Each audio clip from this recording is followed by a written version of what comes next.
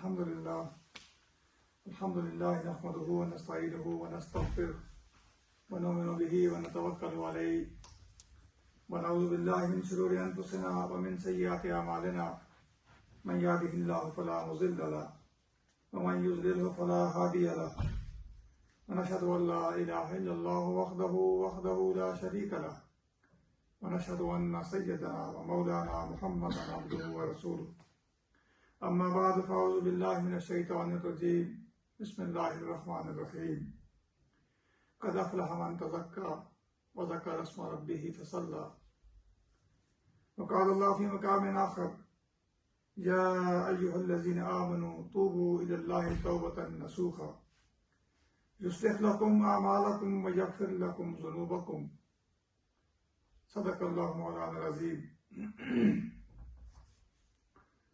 بے شک کامیاب ہو گیا وہ شخص من تزکا جس نے اپنے آپ کا تزکیہ کر لیا،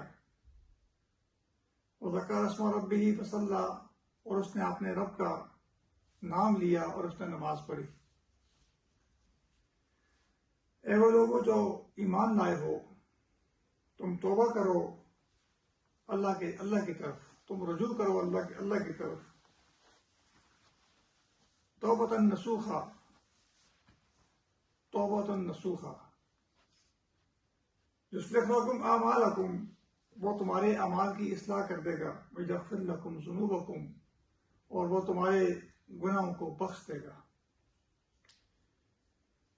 اللہ رب العالمین نے ہمیں معاف کرنے کے لیے، ہمارے گناہوں کو دوڑ ڈالنے کے لیے، بلکہ ان کو سرے سے مٹا دینے کے لیے اس نے کئی بہانے رکھے ہیں، کئی مواقع اس نے رکھے ہیں کہ جس میں اللہ رب العالمین ہمارے گناہوں کو معاف کرتے ہیں۔ ان مواقع میں سے، ان موقعوں میں سے ایک موقع تو یہ بھی ہے کہ ہم رمضان کے روزے رکھتے ہیں، اور پھر جس طرح مولانا صاحب نے آپ کے سامنے ابھی حدیث بیان کی کہ جب یہ رمضان کا آخری دن ہوتا ہے، جب اس کی عید کی جو رات ہوتی ہے، اس رات کے اندر اللہ رب العالمین اپنے فرشتوں کے سامنے یہ اعلان کرتے ہیں کہ اے میرے فرشتوں، تم گوار ہو کہ میں نے اپنے بندے اور اپنے بندیوں کو میں نے معاف کر دیا۔ ہم خوش قسمت ہیں کہ اللہ رب العالمین نے ہمیں روزہ رکھنے کی توفیق دی، تراویح ہم نے ادا کی، قرآن کی تلاوت ہم نے کی، مسلمان بھائیوں نے اور مسلمان بہنوں نے اللہ کے راستے میں خرچ کیا۔ اللہ رب العالمین ہر ایک کو اس نے جو بھی نیک کام کیا ہے اس دوران اللہ سے شرف قبولیت بخشے۔ اللہ رب العالمین اس امت مسلمہ کے حال پہ رحم فرما دے۔ نبی اکرم صلی اللہ علیہ وسلم جب مدینہ میں تشریف لائے تو وہاں لوگ جو ہیں وہ سال میں 2 خوشیاں منایا کرتے تھے، 2 موقعوں پر۔ تو نبی اکرم صلی اللہ علیہ وسلم نے ان دونوں کو ختم کرنے کے بعد مسلمانوں کے یہ 2 عیدیں ادا فرمائیں، عید الفطر اور عید الاضحیٰ۔ حدیث میں آتا ہے کہ جس شخص نے ایمان اور احتساب کے ساتھ روزے رکھے، ایک تو یہ ہے کہ فقط غفر لہ ما تقدم من ذنبہ، اللہ رب العالمین اس کے سارے اگلے پچھلے گناہ اس کو معاف کر دیں گے۔ اور دوسری بات تو یہ کہ جنت کے 8 دروازے ہیں، اور باب الریان جو دروازہ ہے وہ صرف اللہ رب العالمین نے روزداروں کے لیے مخصوص کیا ہے کہ اس دروازے سے صرف وہ لوگ داخل ہوں گے جنت میں کہ جنہوں نے روزے رکھے ہوں گے۔ اور جب سارے کے سارے روزدار جو ہیں وہ جب اس دروازے سے داخل ہو جائیں گے تو پھر اللہ رب العالمین کے حکم سے وہ دروازہ بند کر دیا جائے گا۔ پھر کتنی بڑی شان ہے ان لوگوں کے لیے کہ جن کو اللہ روزے رکھنے کی توفیق دیتا ہے۔ پھر نبی اکرم صلی اللہ علیہ وسلم کے ساتھ محبت، عقیدت اور آپ کی اطاعت، یہ مومن کا بڑا سرمایہ ہے۔ قرآن کریم میں آتا ہے کہ اللہ کے ساتھ محبت اور اس کے رسول کے ساتھ محبت صلی اللہ علیہ وسلم کہ والذین آمنوا اشد حبا للہ، کہ جو لوگ ایمان والے ہیں نا وہ اللہ سے بڑی محبت کرتے ہیں، اللہ سے بڑی محبت کرتے ہیں. وہ فرمایا کہ قل ان کنتم تحبون اللہ فاتبعونی یحببکم اللہ. کہہ دیجیے محمد صلی اللہ علیہ وسلم کہ ان کنتم تحبون اللہ، کہ اگر تم اللہ سے محبت کرتے ہو تو پھر کیا کرو؟ اللہ سے محبت کا تقاضا یہ ہے کہ فاتبعونی، پھر تم میری پیروی کرو. یعنی محبت اللہ سے کرنی ہے، لیکن پیروی اللہ کی محبت یہ ہے کہ پیروی کی جائے محمد رسول اللہ صلی اللہ علیہ وسلم کی. یحبب لکم، تحبون اللہ یحبب لکم اعمالکم ویغفر لکم ذنوبکم، پھر اللہ رب العالمین تمہارے گناہوں کو معاف کر دے گا. پھر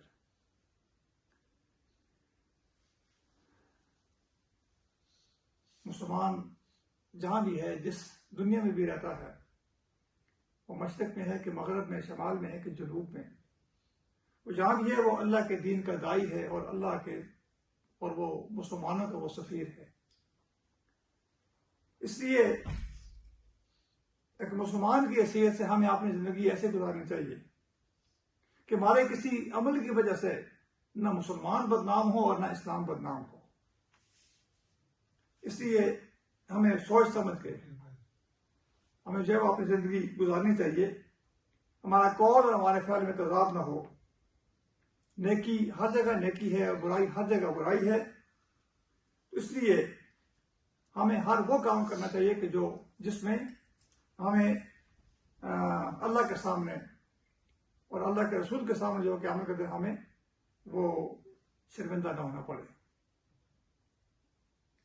اور پھر تیسری چیز جو ہے ایک مومن کو جو اپنے مد نظر رکھنی چاہیے وہ یہ ہے کہ ہمیں اللہ کے سامنے جوابدہی کا احساس، کہ ہم نے ہر اپنے جو چھوٹا عمل کریں یا بڑا عمل کریں، ہم ہر عمل کا جو ہے ہم نے اللہ کے سامنے جو ہے ہم نے اپنے حساب کتاب دینا ہے.